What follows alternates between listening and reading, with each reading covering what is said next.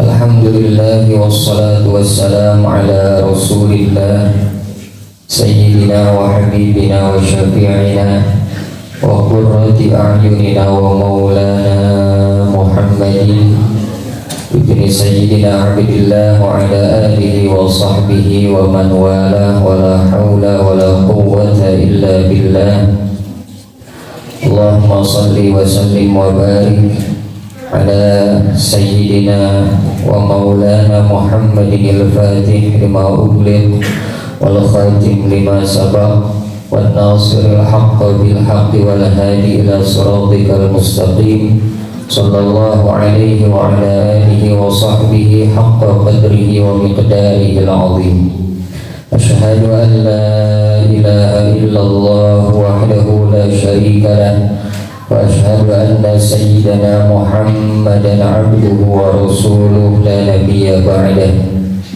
Amma ba'du fa ya ummata rasulillah usi nafsi awalan thumma usikum thaniyan bi taqwallah faqad fazal muttaqun wa khasiral mudhnibun.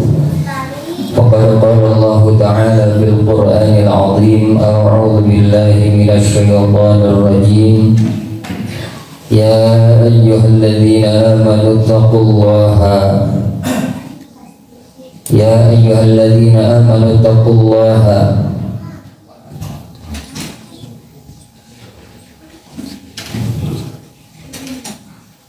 Ya ayyuhalladzina amanu in tattaqullaha yaj'al lakum furqana wa yukaffir 'ankum sayyi'atikum wa yaghfir lakum wallahu dzul fadlil 'azim.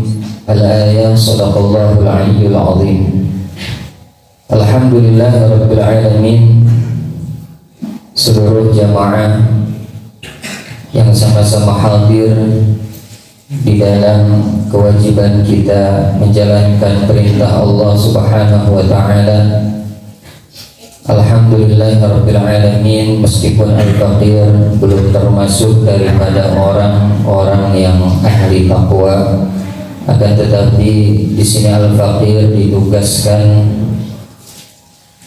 oleh Rasulullah sallallahu alaihi wasallam untuk memberikan wasiatullah, menyampaikan wasiat taqwa di setiap khutbah Jumat di atas mimbarnya kepada seluruh yang hadir.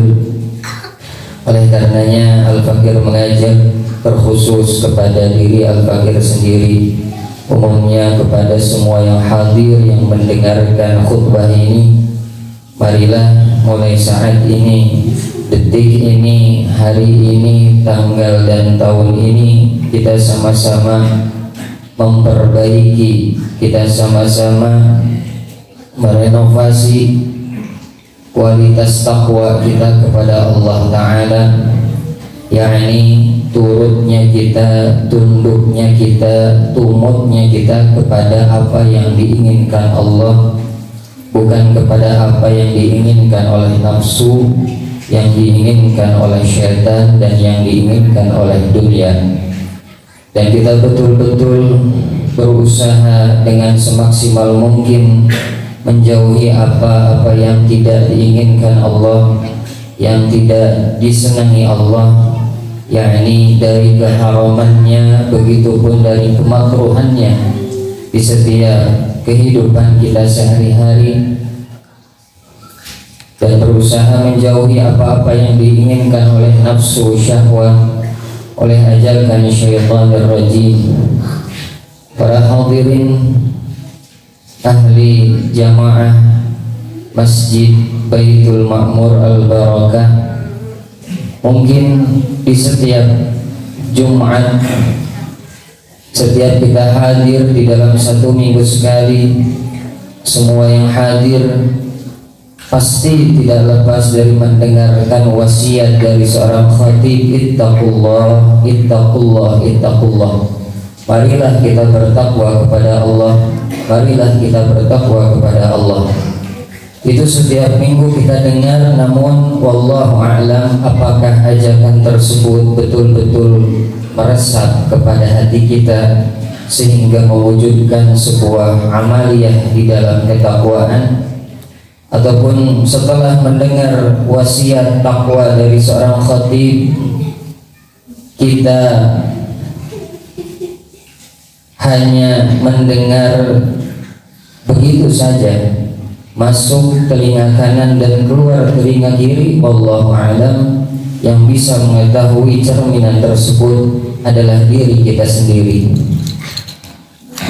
Bagi orang yang setelah mendengar kalimatullah, wasiatullah, wasiat takwa dari Allah, akan tetapi di dalam melakukan amaliyah sehari-harinya tidak ada perubahan sedikit pun dari setelah mendengarkan hingga datang Jumat selanjutnya, kata ulama, berarti orang seperti itu jelas positif ada apa-apa di dalam hatinya, ada penyakit di dalam hatinya, banyak terlalu najis dosa, najis maksiat yang belum dibersihkan, yang melumuri kepada ruhaninya, melumuri kepada batiniahnya, sehingga wasiatullah di dalam ketakwaan itu tidak sampai masuk ke dalam hatinya.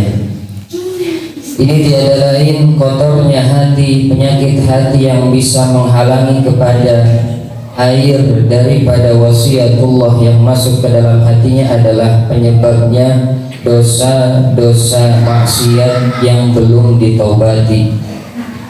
Oleh karenanya kita meminta kepada Allah Ta'ala di dalam doa kita, di dalam munajat kita, di dalam segala amaliyah soleh kita, mudah-mudahan bisa membersihkan kepada najisnya dosa dan maksiat yang bisa menghalangi khabar wasiatullah ke dalam diri kita ini.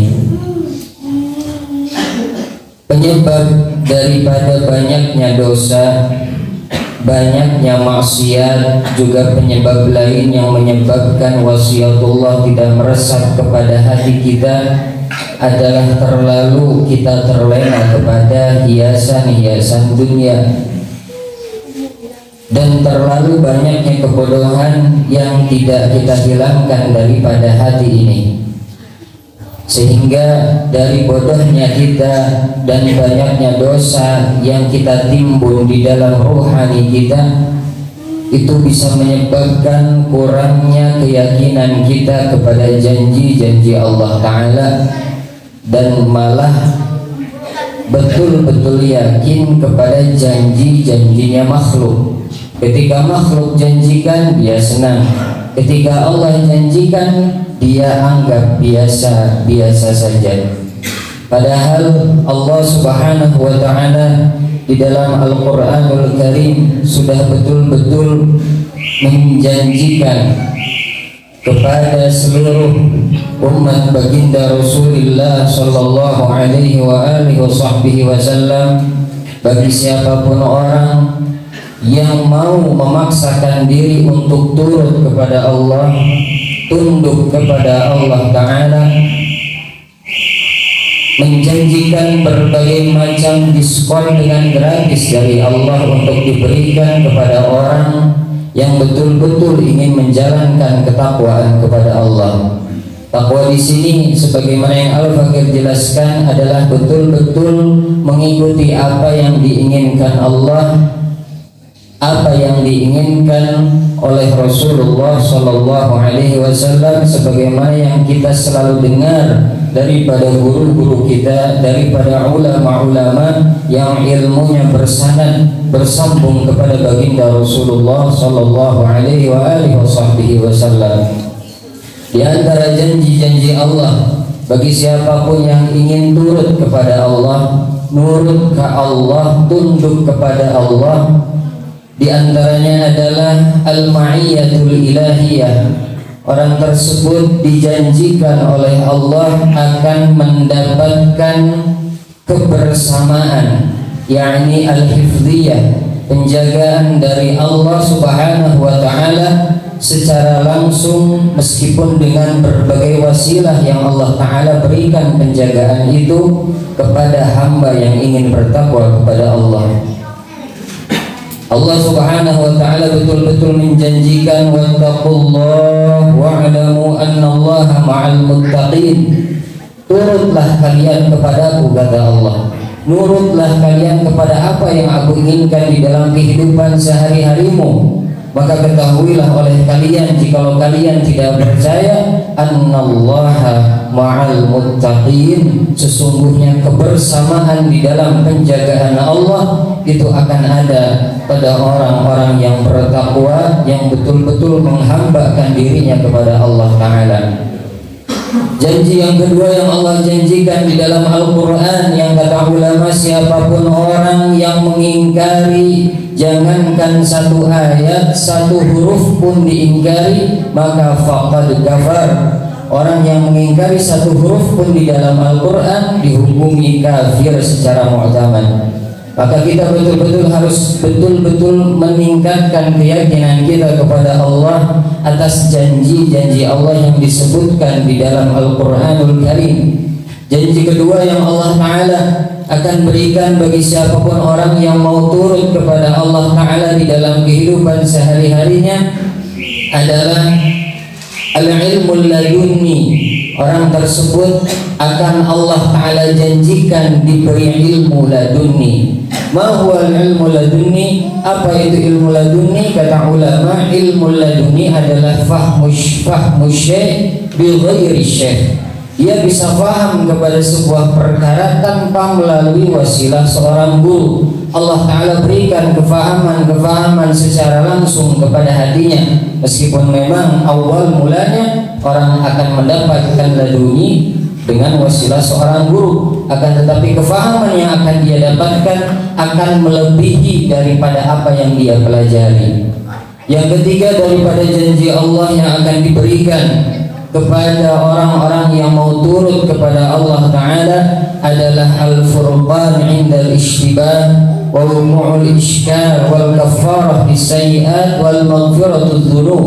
Orang tersebut akan diberikan kefahaman bisa membedakan sebuah kesamaran antara hak dan yang batil. Yang hak betul-betul terlihat, yang batil betul-betul jelas. Dan Allah Ta'ala akan lebur dosa kesalahan semenjak dia balik sampai umur yang dia alami. Dengan barakatut taqwa, Allah lebur dosa-dosa yang telah dia amalkan di barakati taqwallahi ta'ala.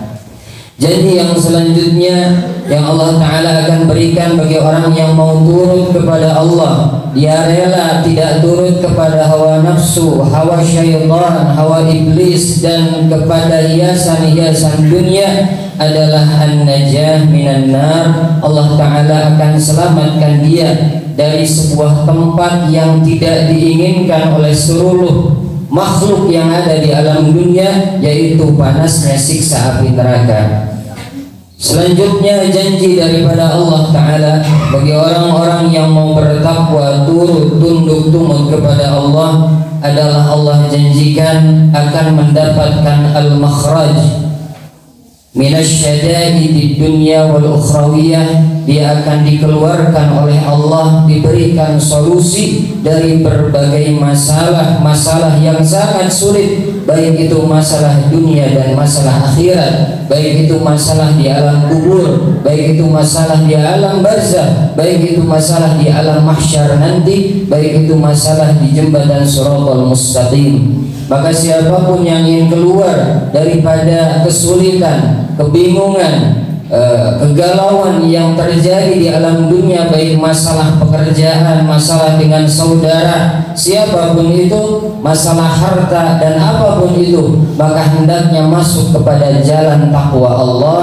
Laksanakanlah apa yang Allah inginkan daripada kewajiban, laksanakanlah apa yang Rasulullah inginkan daripada kesunahannya. Insya Allah tidak akan lama, kata para ulama, solusi itu akan datang berlari menjemput Anda daripada kebingungan masalah duniawi, begitupun kebingungan masalah ukhrawi.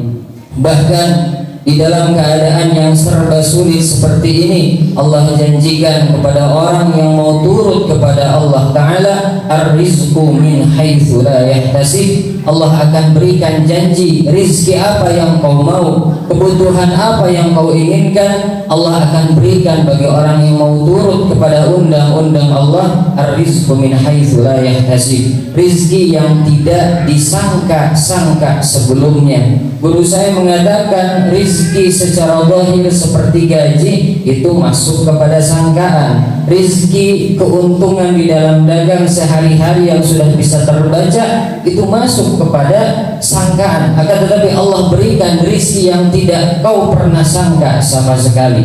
Ini Allah Ta'ala janjikan betul-betul termaktub di dalam Al-Qur'anul Karim, wa man yattaqillaha yaj'al lahu makhraja wa yarzuqhu min haitsu la yahtasib. Allah Ta'ala berfirman, siapapun orang yang ingin turut kepada Allah, turut kepadaku, kata Allah Ta'ala, aku akan berikan yaj'al lahu makhraja, aku berikan dia sebuah solusi di dalam berbagai masalahnya, wa yarzuqhu min haitsu la yahtasib, dan Allah akan berikan rizki zahiran wa batinan daripada jalan yang tidak disangka-sangka. Siapapun orangnya yang ketika mendengar janji-janji ini tergiur, betul-betul kabita kalau kata orang Sunda, maka alhamdulillah ucapkan di dalam hatimu, itu tanda hatimu bisa tembus oleh cahaya ilahi.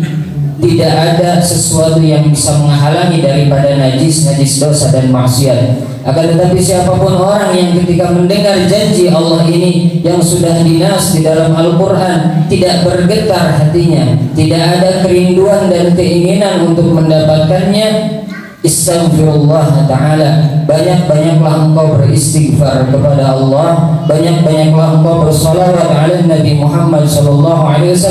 Mungkin karena terlalu teballah dosa-dosa dan maksiat yang sudah melumuri kepada ruhani kita, melumuri kepada batiniah kita.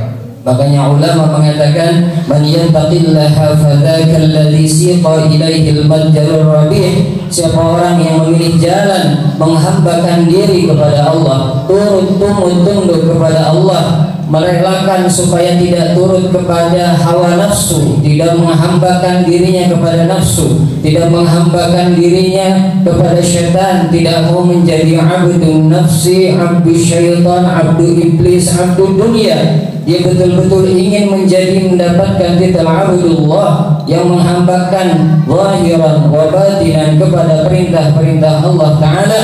Itulah yang dinamakan keuntungan yang hakiki, kesuksesan yang hakiki, dan kemuliaan yang hakiki. Kemuliaan yang hakiki adalah ketika orang bisa betul-betul bertakwa kepada Allah.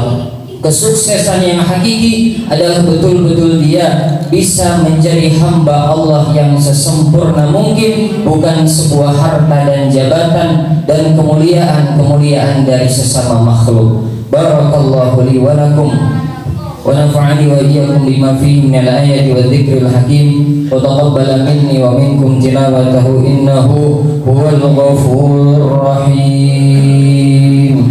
Allahumma shalli ala sayyidina Muhammad wa ala ali sayyidina Muhammad.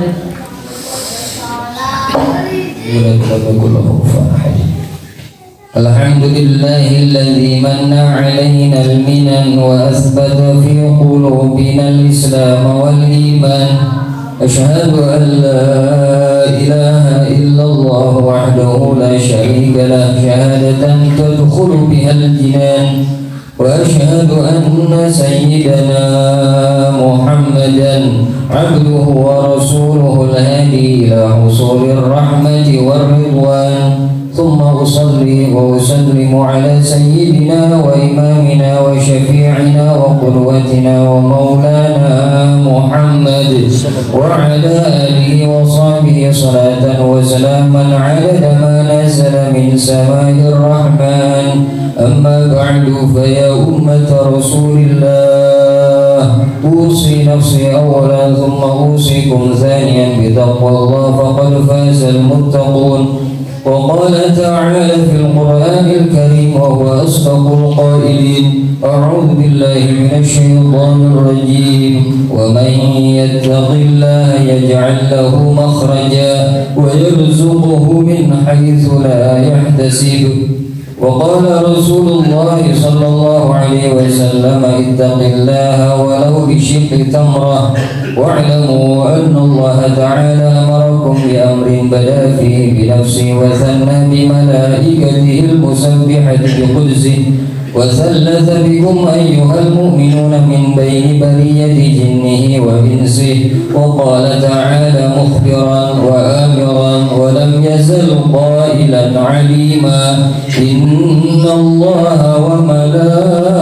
وملائكته يصلون على النبي يا أيها الذين آمنوا صلوا عليه وسلموا تسليما اللهم صل وسلم على سيدنا محمد وعلى آل سيدنا محمد كما صليت على سيدنا إبراهيم وعلى آل سيدنا إبراهيم وبارك على سيدنا محمد وعلى آل سيدنا محمد كما باركت على سيدنا إبراهيم وعلى آل سيدنا إبراهيم في العالمين إنك حميد مجيد وارض اللهم عن الخلفاء الراشدين سيدنا أبي بكر وسيدنا عمر وسيدنا عثمان وسيدنا علي وعن الستة المتقين للعشرة الكرام وعن أزواجه وذرياته رضي الله تعالى عنهم أجمعين آمين يا رب العالمين اللهم اغفر للمسلمين والمسلمات والمؤمنين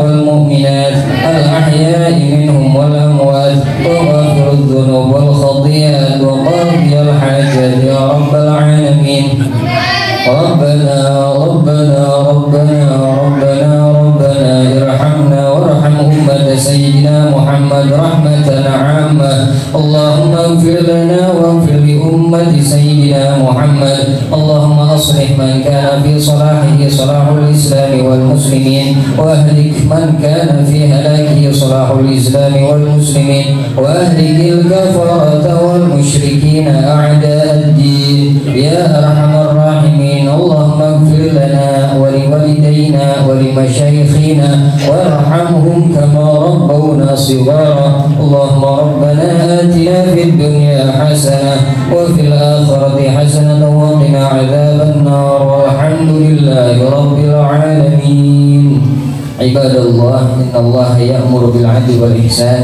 وإيتاء ذي القربى وينهى عن الفحشاء والمنكر والبغي يعظكم لعلكم تذكرون فاذكروا الله العظيم يذكركم واسألوا من فضله يعطيكم واشكروا من نعمه يزدكم ولذكر الله أجر أكبر والله يعلم ما تصنعون أقيموا الصلاة